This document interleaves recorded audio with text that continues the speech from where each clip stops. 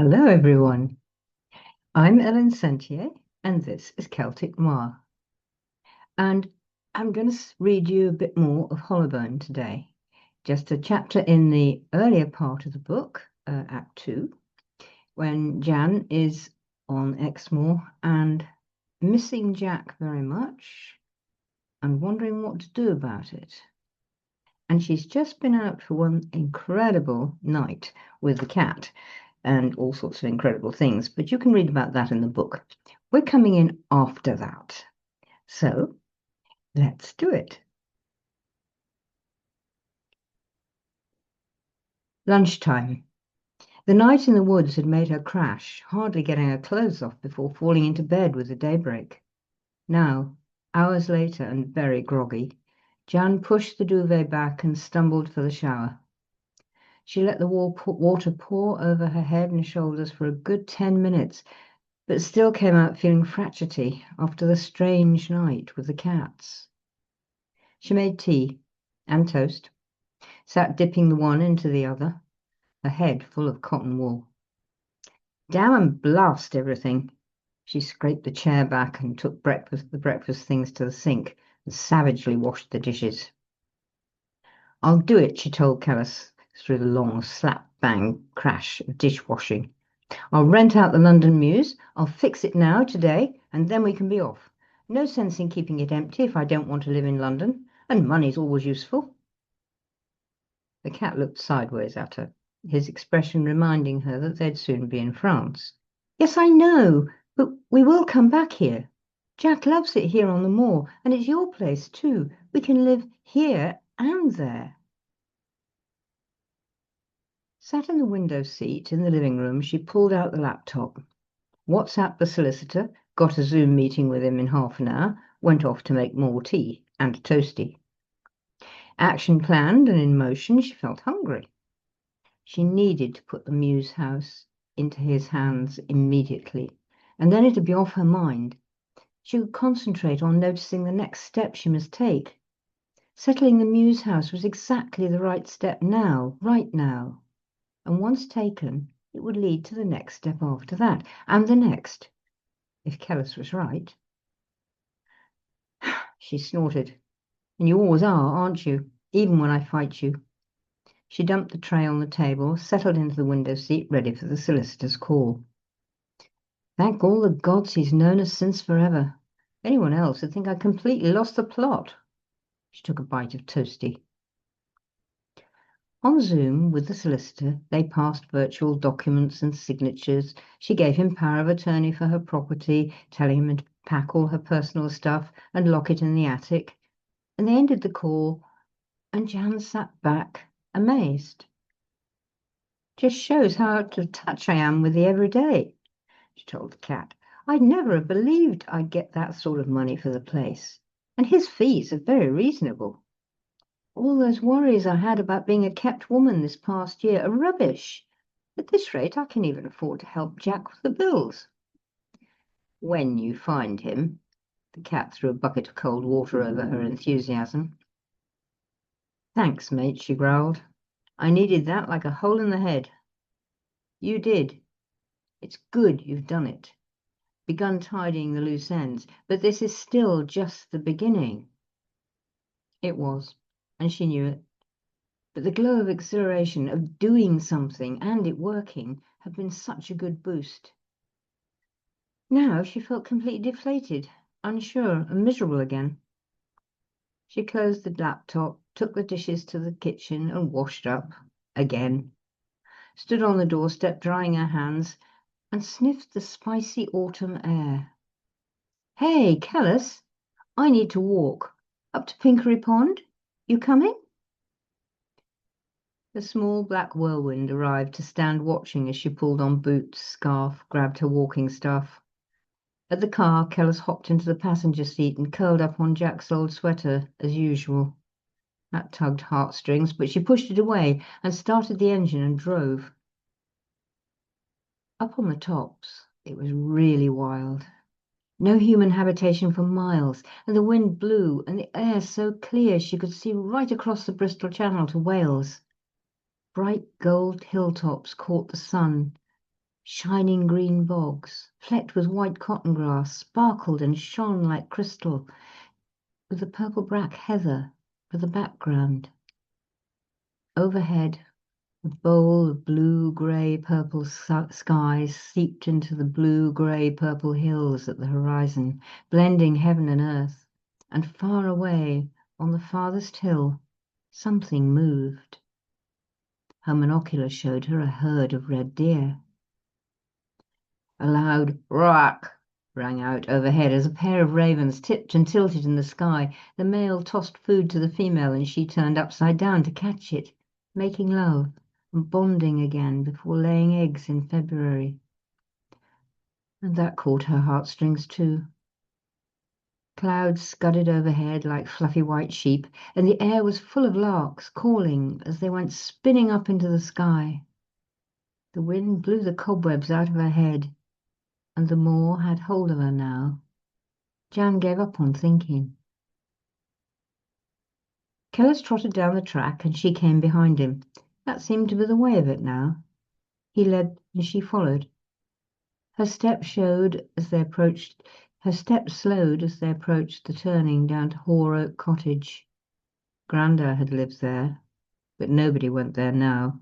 It had gained an eerie reputation in the years since the old man was gone. Granny had writ to tell her the locals said the trees and the owls were taking it back, and that was good. She was content for them to do so. They would cleanse the place, help it get its spirit back after the old man's murky energy. A couple of miles further, and she stood looking down the slope at the huge lake that was Pinkery Pond. Not natural. The place was an old Victorian reservoir set right at the top of the hills to cull and store the source of the Bar River. It had become something of a wildlife and wetlands haven in the years since the mad landowner had built the steep cliff that fell down over 150 feet into the valley below, damming the water behind it. Nobody ever knew why he'd done it. It seemed to have been never seemed to have been used for anything except fishing and swimming and sailing. But Granda had loved it and used it. She felt deep into the place. It was clean. No trace of him remained in the waters or in the air. Down on the little pebble beach, she stood looking out across the wind-ruffled water. The sun peeked round the edge of a cloud to glint off the wave tops. It wasn't so hard to let go of things up here. Up here she could just breathe in the wind and let it wash through her. Feel the light on her skin, hear the larks dinning her ears, and breathe out all the past. She dipped her fingers into the lake. Cold, oh, so cold. Scooped up a handful and sucked it down. It tasted like wild champagne with a hint of peat. She took another handful, washed her eyes and face. Her skin tingled. Up beyond the beach was the little cave Granda had made his own, where he had brewed his spells and planned his future, the future that had gone to ashes because of her. She dared herself to peer into its mouth. There was nothing of the old man left. New spiders had built new webs in the corners, holding new thoughts that had naught to do with the old man. It was as if he had never been. Water dripped a gentle plish, plish down the walls. Ferns grew in the stone. Nature had reclaimed it. She took out the picnic snacks and shared with Kellis. He grabbed a chunk of meat out of her hand and pulled it into the grass, growling fiercely with delight. Okay, okay, she chuckled. I've got my own. I'm not about to nick yours. Replete, they sat catnapping together in the warm sunshine until Kellis sat up and patted her hand, woke her out of the daydream. Fully alert now, the cat stared out over the water at the big, bow wave-like ripple that crawled out from the middle of the lake and rolled towards them, growing taller every second. The wind had dropped, and the air was still. There was nothing to make the wave. but it kept right on coming. Arrived at the beach, it washed all the way up to her boot. Keller stood now, bottling and rumbling softly in his throat. A crunching sound sounded on the pebbles, but she could see nothing. Then suddenly the water plumed and sprayed out all over them, getting in Jan's eyes, so in the bright sun all she saw was flashing rainbows. And out of the rainbows strode a stag. He shook himself, hide rippling like a dog's as the water flew, and then stood looking down at her. She stared back, mouth at half cock. The beast was practically on top of her, and she'd forgotten just how enormous red deer are. She scrambled to her feet. Keller stood between her ankles, bottling still, his growl sounding as loud as a tiger's roar. Big blue-brown eyes held her. "Help me." Jack's voice sounded in her head. "What?" It came out as a half croak. Jack, is that you?" "Help me." Stag lowered his head. Something hung from his antlers on a silver chain. She reached for it. The silver coil lay heavy in her hand. It was the amulet Jack always wore. She stood staring at it, looking back and forth between it and the stag. The stag shook himself. Water flew, blinding her once more with rainbows, and when her vision cleared, the stag was gone. But waves lapped hard on the shore, as if some huge beast had leapt into the lake, and the amulet pulsed in her hand.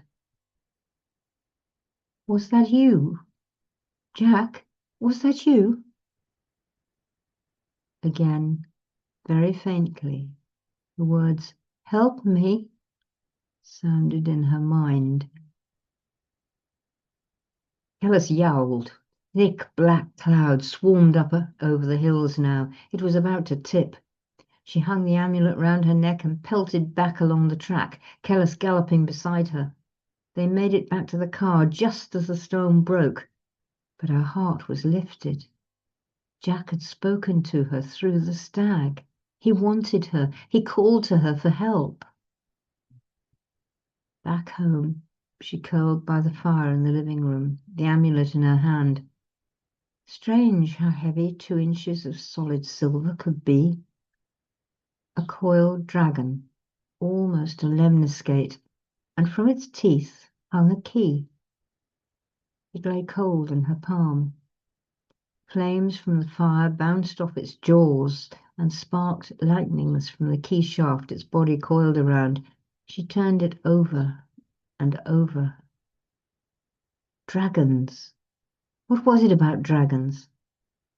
Yesterday, her own tar dragon had come to her. Today, Jack had sent his own dragon amulet to her. He never took it off, not ever. "And it's the same," she told the fire at last, "the same as the tap round his wrist, except there the key shaft is its tail, and the teeth hold the teeth of the key." Over and over she turned it. It wanted her touch, demanded her keep turning it. "What is it?" she asked it. "What do you want of me?" Her eyes moved to watch the fire. When they went camping, Dad had always called it bush TV, as they'd sat for hours watching the pictures in the flames. Now she watched the pictures form again. A tunnel, dark, blue sparks flickering from its walls, a cave, a box. Jack's hand, the tattoo flickering round his wrist as he worked the key into the lock, turned it. Then he lifted the lid. A silent flash, bright as a million suns, blinded her and knocked her back against the seat of the old armchair. She lay there, out of herself, out of her mind, floating in a sea of light. Hours later, Jan came to again in the living room, a crick in her neck and the fire almost out.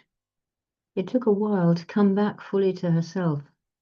Limbs felt weak. She wobbled precariously when she first tried to stand. to rebuild the fire slowly, small log by small log, and blowing up the flames with the old hollow pipe of alder wood she'd made as a child. The pipe had been going to be a whistle, but it ended up being a blowpipe for campfires. And finally, Granny had claimed it to blow up the banked fire here in the living room every morning.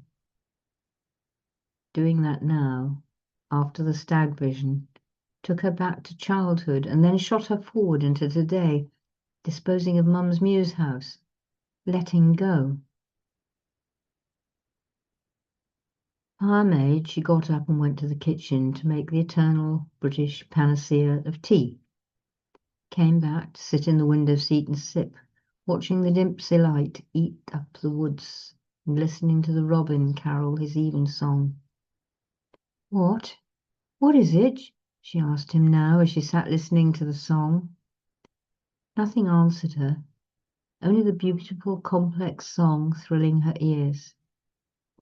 So very much had happened in the 3 days since she arrived on Exmoor. Not all of it she'd wanted to know, but now, finally, Jack had spoken to her through the stag, given her the amulet, asked her to help him. She was no longer shut out. The amulet pulsed at her breast. She'd never take it off now, not until she could give it back to him, return it to Jack's own neck. And she'd fallen in love with it, along with him, that first night they slept together. Not that there'd been much sleep that night, she smiled wryly. All his clothes had come off, but not the amulet. It had lain between her breasts then, as they made love. Now it had come to her here, to hang again between her breasts. He sent it back to her, calling her to help him. What was it? He must be in deep trouble. She knew it now, and she must follow him to France. The heavy stone she'd felt in her belly as she ran from London turned over again in her stomach now. It was like she carried him there, a dead weight, a dead child. But he's not my child. He's my lover, she raged quietly inside. The robin song spun its way through her mind, lifting her out of the rage. He's not dead, is he? Her fingers touched the amulet. It pulsed softly. If you pulse, are you telling me he's alive? She asked it. It pulsed again, just the once, softly. She held it in her hand now, looking at it. Tell me, is that one long pulse a yes? It pulsed once, very softly, and the silver flashed. I'm to take that as a yes? She asked again. Again the pulse and the flash. So Jack is alive, and he wants my help. Pulse, flash. She choked a sob and burst into tears. Oh, thank you, all the gods.